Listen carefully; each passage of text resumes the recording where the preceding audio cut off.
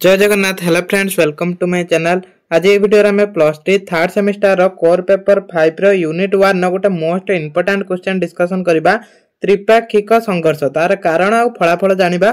देखंतु जो मानकर एग्जाम अछि तो आज किछि पिलांकर जो रमादेवी यूनिवर्सिटी पिला समानकर आज एग्जाम अछि। ता सहित जो माने ब्रह्मपुर यूनिवर्सिटी पिला तांकर काली एग्जाम अछि। तो से माने कोन करंतु एई क्वेश्चन को भलो भाबरे पढि जांतु। एग्जाम रासि पारे और जो मानकर एग्जाम मध्ये हेई नै से माने एई क्वेश्चन को भलो भाबरे पढि थांतु। काहे ना एई क्वेश्चन एग्जाम रासि पारे लॉन्ग क्वेश्चन। तो पूर्वरु जति सिलेक्शन देइथिले हमें सब जगह डिस्कशन कर देइथिले, खाली एटा थिला। आ ता भितरु जदि आ कोनोसी क्वेश्चन हमें मिस करचंती, जो माने सिलेक्शन वीडियो देखिना जाई देखि नेबे। ता सहित हमें जो सिलेक्शन क्वेश्चन देइथिले ता भितरु जदि कोउडा को मिस भी करचंती कमेंट करिवे। आ कोनोसी क्वेश्चन आंसर दरकार जदि कमेंट करिवे, लॉन्ग क्वेश्चन आंसर हमें आनिबा। तो त्रिपाक्षिक संघर्ष हमें पढिबा आज। उत्तर भारत में संगठित होइतिबा त्रिपाक्षिक संघर्ष साधारणतः हर्षवर्धनक साम्राज्यर पतन पर देखा देइतिबा राजनैतिक अस्थिरता एवं द्वंद्व को बुझाइଥାଏ। त्रिपाक्षिक संघर्ष कहना आम कौन बुझाते, प्रथम कथा बुझे त्रिपाक्षिक संघर्ष कौन ना हर्षवर्धनक साम्राज्य पतन पर देखा देइतिबा राजनैतिक अस्थिरता और द्वंद्व को, जो राजनैतिक द्वंद्व लगी सहित अस्थिरता माने थिला सेटा को आमे कहि थांती। एही राजनैतिक अस्थिरता प्रायतः ख्रीष्टीय सप्तम शताब्दी मध्य भागरु ख्रीष्टीय दशम शताब्दी मध्य घटिला। एटा कौ शताब्दी सप्तम शताब्दी कौ शताब्दी मध्य घटिला ना दशम शताब्दी मध्य घटिला। जो 300 शताब्दी रहिला तारि मध्य होइतिला। एही राजनैतिक अस्थिरता प्रायतः ख्रीष्टीय सप्तम शताब्दी मध्य भागरु दशम शताब्दी मध्य घटिला। एही समय काल क्षमता क्षेत्र में एक शून्य स्थान सृष्टि होगा सहित तीन गोटी मुख्य शक्ति यथा पाल साम्राज्य, प्रतिहार साम्राज्य, राष्ट्रकूट साम्राज्य मध्य तीव्र प्रतिद्वंदी आरंभ होता। से जो प्रतिद्वंदी होता तीन जन मध्य ताकू आम त्रिपाक्षिक संघर्ष कहती है। पढ़ी पारे त्रिपाक्षिक संघर्ष कौन, ये आप लिखे पाल साम्राज्य, प्रतिहार साम्राज्य और राष्ट्रकूट साम्राज्य मध्य जो तीव्र प्रतिद्वंदी आरंभ होता सेटा को आम त्रिपाक्षिक संघर्ष कहवा। तो त्रिपाक्षिक संघर्ष कौन आपण ये बुझीगले केबे होइतिला, सप्तम शताब्दी दशम शताब्दी मध्य होइतिला हला। को साम्राज्य पतन पर एक मारिक आसीबो हर्षवर्धनक साम्राज्य पतन पर। तो एठी आपण प्रथम बुझिबे त्रिपाक्षिक संघर्ष कौन, तापर एबे तार कारण पढिबा। तार कारण प्रथमे पढिबा, तार कारण कौन कौन अछि। एठी तार प्रथम कारण कौन, साम्राज्य विभाजन। ये पॉइंट करिक लिखिबे हला, कारण सब पॉइंट करिक लिखिबे। ख्रीष्टीय सप्तम शताब्दी मध्य भाग में हर्षवर्धनक मृत्यु घटिबारु उत्तर भारत में राजनैतिक शून्यता सृष्टि होइतिला। माने तांकर जो शासक माने थिले सेतबेले सेमान कोन हेतिले दुर्बल हो जाइतिले, किंतु हर्षवर्धनक समय रे साम्राज्य सठिक भाव में चलितिला। एक दृढ़ केंद्र शक्तिर अवर्तमान रे हर्षवर्धनक साम्राज्य अनेक गुड़िया क्षुद्र क्षुद्र अंचल राज्य रे विभाजित हो गला। जेहेतु दुर्बल प्रतिनिधि माने थिले से समय जो तांकर कौन उत्तर देखे थे से समय कौन है ना तांकर राज्यटा जो साम्राज्य थिला से सब छुटिया छुटिया राज्य रे विभक्त हो गला। पाल एवं प्रतिहार वंशर ऊर्ध्व गंगेय उपत्यका उपर अधिपत्य विस्तार करने निमंते संघर्षरत होइथिले। मालव एवं गुजरात पर अधिपत्य विस्तार करने निमंते प्रतिहार एवं राष्ट्रकूट वंश मध्य संघर्ष घटिला। जेतले समस्ते कौन है ना सेतले जो विभाजन होगा समस्ते कौन निजक शक्तिशाली भाविले, तो साम्राज्य को अधिकार करने ना कि सेतले संघर्ष होता। सेटा को आम त्रिपाक्षिक संघर्ष कहते। केते मसिया होता, सप्तम शताब्दी दशम शताब्दी मध्य होता। समयटा को मन रखिए लिखिए। अर्थनैतिक कारण कौन थिला, प्रथम गला साम्राज्य विभाजन। देखो साम्राज्य जेहेतु विभाजन हो तो सेठी कौन शासनटा भी दुर्बल है। तापर आ गोटे अर्थनैतिक कारण, गुप्त जुगर पतन तथा रेशम पथ पतन हेतु आंशिक भाव में अर्थनैतिक अवनति घटिला तथा वाणिज्य पथ पतन घटिबारु मध्य उत्तर भारत में अर्थनैतिक समृद्धि प्रभावित होता। तो से समय कौन होता ना अर्थनीति क्षेत्र में मध्य समृद्धिटा प्रभावित होता। जेहेतु शासक माने उपलब्ध संबल को स्वयं नियंत्रण को नेबा निमंते उद्यम करिबारु देखा देइतिबा आर्थिक अवनति स्थानीय विवाद को इंधन जुगाइतिला। तो से समय कौन होता ना अर्थनीति क्षेत्र में सब स्थानीय विवाद देखेला। राष्ट्रकूट वंश सकलतर पथनाथ उपाधि हासिल करने लक्ष्य नहीं कनौज अधिकार करने निमंते मनस्थ कले। से माने राष्ट्रकूट माने कौन कले ना कनौज को अधिकार करने निमंते से मनस्थ कले बा निष्पत्ति नेले। ठीक सेही परी पाल वंश मध्य उत्तर पथ स्वामी पदवी धारण करने निमित्त ଲଳାୟତୀ ହୋଇ ଉଠିଲେ। ଲାଳାୟତ ହୋଇ ଉଠିଲେ ମାନେ କ'ଣ ନା ସେମାନେ ମଧ୍ୟ ଲୋଭ କଲେ। କନୌଜ ଅଧିକାର ଅର୍ଥ ସମଗ୍ର ଉତ୍ତର ଭାରତ ଅଧିକାର। ଏଇ ଯେଉଁ କନୌଜ ଅଧିକାର ଅର୍ଥ କ'ଣ ନା ସେ ସମଗ୍ର ଉତ୍ତର ଭାରତକୁ ଅଧିକାର କରିବେ। ତ ସେଇଟା ତାଙ୍କର ଇଚ୍ଛା ଥିଲା। ହର୍ଷବର୍ଦ୍ଧନଙ୍କ ମୃତ୍ୟୁ ଦୁର୍ବଳ ଆୟୁଧ ବଂଶର ଇନ୍ଦ୍ରାୟୁଧ ସିଂହାସନ ଆରୋହଣ କରିଥିଲେ। ସେଇ ସମୟର ସିଂହାସନ କିଏ ଆରୋହଣ କରିଥିଲେ? ଇନ୍ଦ୍ରାୟୁଧ।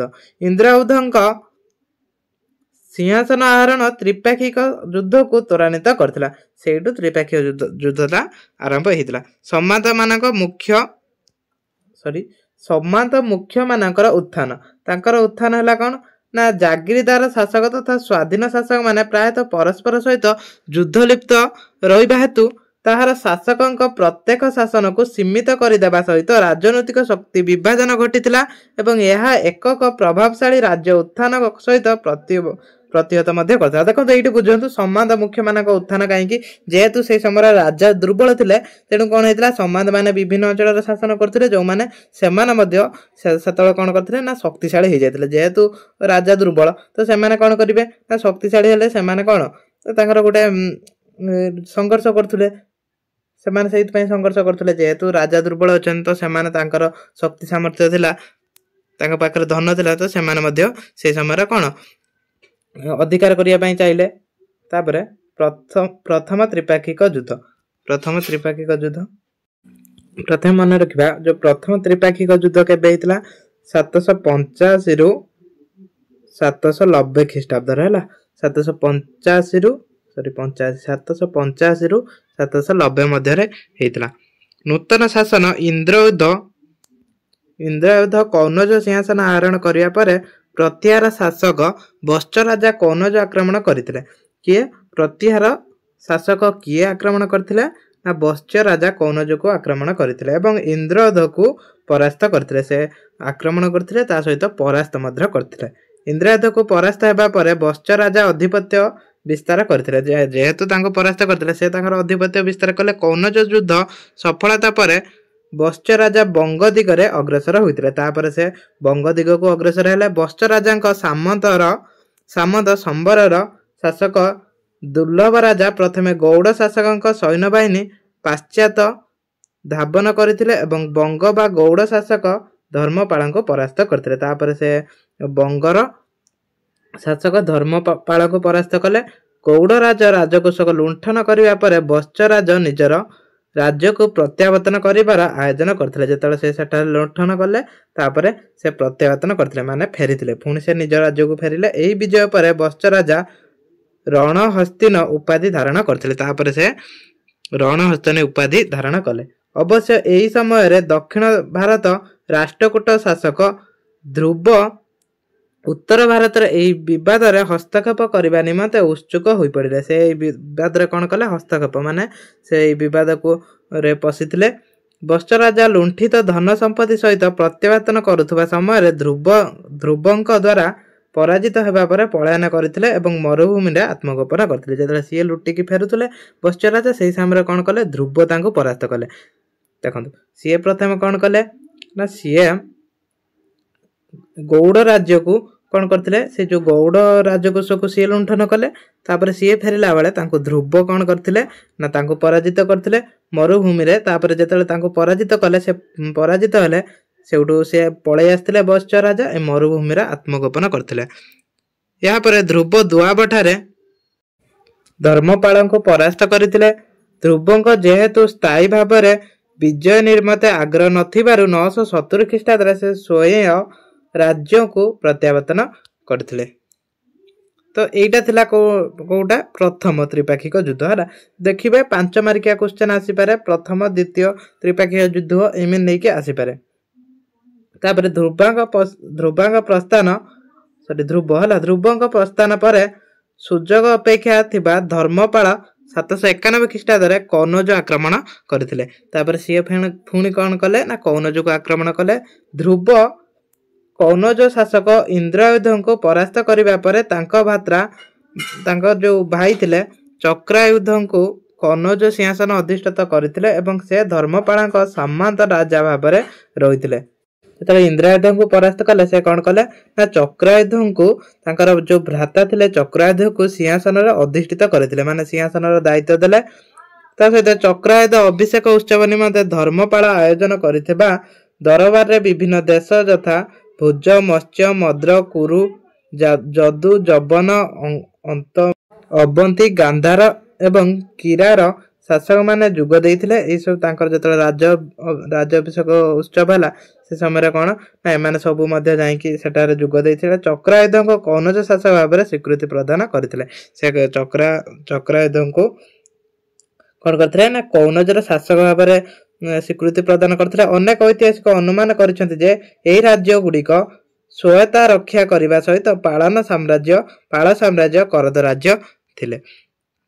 तापरे द्वितीय त्रिपाक्षिक युद्ध देखो कारण फलाफल पढ़े त्रिपाक्षिक युद्ध पर भी 5 मार्किया क्वेश्चन आसीपे। त्रिपाक्षिक जो द्वितीय त्रिपाक्षिक युद्ध केबे हेतला 798 गोटे हेतला 798 रे आरंभ हेतला शेष हेतला 800 ख्रीष्टाब्द रे हला 798 रे 800 ख्रीष्टाब्द माने 2 वर्ष। प्रत्यार शासक बत्स राजा अंते तांकर पुत्र नागभट्ट द्वितीय सिंहासन आरोहण करने सहित पिता पतनमुखी साम्राज्य को सशक्त करने निमंते उद्यम करथिले। जतले पिता साम्राज्य दुर्बल हो जाउतला से शक्तिशाली करने चेष्टा करथिले। दक्षिणातर राष्ट्रकूट शासक ध्रुवंक मृत्यु पर तांको पुत्र गोविंद तृतीय सिंहासन आरोहण करथिले। जतले ध्रुवंकर मृत्यु होला तांकर पुत्र किए गोविंद तृतीय सिंहासन आरोहण करथिले। प्रतिहर शासक नागभट्ट द्वितीय अधिक शक्तिशाली हेबा पूर्वरु तांको दमन करबा निमंते गोविंद तृतीय उद्यम करथिले। जेहेतु से अधिक शक्तिशाली होतले ता पूर्वरु तांको दमन करिया नै कि से उद्यम कले। गोविंद तृतीय बिंद गिरिपथ अधिकार करबा परे गुर्जर प्रतिहार राज्य आक्रमण करथिले एवं नागभट्ट ग्वालियर निकट रे परास्त करथिले। गोविंद गुर्जर मानक निकटर मालव लट्टा एवं महाकोशल अधिकार करथिले। ए सब कौन ये सब जगह अधिकार करथिले। तापर एबे हमें त्रिपाक्षिक युद्धर फलाफल कौन हेतिला पढ़िबा। तो ऊपर एटा को आपण पढ़ने बेला एटा को खाली टिके आखि पकई नेबे त्रिपाक्षिक युद्धर फलाफल एटा पढ़िबो माने कौन त्रिपाक्षिक युद्ध विषय लिखिया पय ता कारण फलाफल ही लिखि देबे। ए त्रिपाक्षिक युद्धर फलाफल मध्य यथेष्ट गुरुत्वपूर्ण थिला। तीन गोटे साम्राज्य मध्य बारंबार युद्ध लागि हेतु साम्राज्य गुड़िक दुर्बल हो पड़ा। जेहेतु सब युद्ध है युद्ध होने कौन हम साम्राज्य दुर्बल हम। एबे भी जदि धर भारत पाकिस्तान युद्ध हम ताने सेठी कौन हम ना आमर आर्थिक संकट देखा हम तांकर भी आर्थिक संकट देखा हम। जेकोसी देखो जेकोसी बड़ राष्ट्र जदि युद्ध करुचंती तो किछि ना किछि तांकर कौन क्षेत्र में से दुर्बल हे। बारंबार युद्ध हेतु अर्थनीति विपर्जय हो पड़ा। जेहेतु अधिक युद्ध है अर्थनीति भी विपर्जय हो पड़ा माने क्षति है। सामरिक अभियान निमंते बारंबार अर्थ आवश्यक पड़ुवा हेतु ताहा साम्राज्य आर्थिक मेरुदंड दुर्बल है। जेहेतु युद्ध करिया ना कि अर्थ दरकार सामरिक शक्ति दरकार सेठू कौन होता ना अर्थ जो आर्थिकटा कौन होता आर्थिक मेरुदंडटा भांगी जाइथिला। फलाफल स्वरूप तीन गोटे साम्राज्य अभ्यंतरीण विद्रोह एवं बाह्य शत्रु आक्रमण सम्मुखीन होते। जेहेतु सी निजे दुर्बल होगले सी कौन कले ना जो बाह्य शत्रु आक्रमण कले से निजक रक्षा कर पार नथिले। त्रिपाक्षिक युद्ध अन्यतम गुरुत्वपूर्ण फलाफल होउछि आंचलिक शक्तिर दृढ़ीकरण। पूर्वर पाल साम्राज्य उत्तर पश्चिम प्रतिहार साम्राज्य एवं दक्षिण राष्ट्रकूट साम्राज्य शक्तिशाली अंचल शक्ति भाव में उभा होते। तापर एई युद्धर अन्यतम फलाफल होउछि एठी देखंतु एटा बुझिबे। त्रिपाक्षिक युद्ध अन्यतम गुरुत्व फलाफल कोन थिला ना सेही समय पूर्व रे को माने पाल साम्राज्य कोन करथिला पूर्व रे थिला उत्तर पश्चिम रे प्रतिहार साम्राज्य और दक्षिण रे राष्ट्रकूट साम्राज्य कोन करथिला ना शक्तिशाली आंचलिक शक्ति भाव में उभा हेतिले माने एई सब एरिया रे से माने शक्तिशाली थिले। एई युद्ध अन्यतम फलाफल होउछि संस्कृति एवं धार्मिक विभिन्नता संरक्षण अर्थात यही त्रिपाक्षिक युद्ध विभिन्न संस्कृति धर्म चालीचलनी संरक्षण करने सहित प्रोत्साहन करथिला। धर्म धर्म चालीचलन क्षेत्र में कौन प्रोत्साहन करता। बारंबार युद्ध होगा हेतु शासक मैंने सामरिक शक्ति दृढ़ीकरण करने निमंते प्रचुर परिमाण में अर्थ व्यय करते और सामरिक कौशल उन्नति आनी से कौन सामरिक शक्ति से कौन करते अर्थ खर्च करते किमिति सैन्य बा जो सामरिक कौशल सब उन्नत हो पार से प्रति से अर्थ खर्च करते।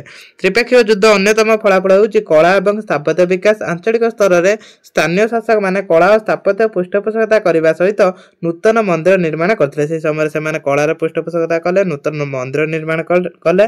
मंदिर निर्माण तथा भास्कर्य आंचलिक शैली प्रतिफलित होता। राष्ट्रकूट शासक माने एल्लोर ठारे पर्वत कीर्तन शिव मंदिर निर्माण करते।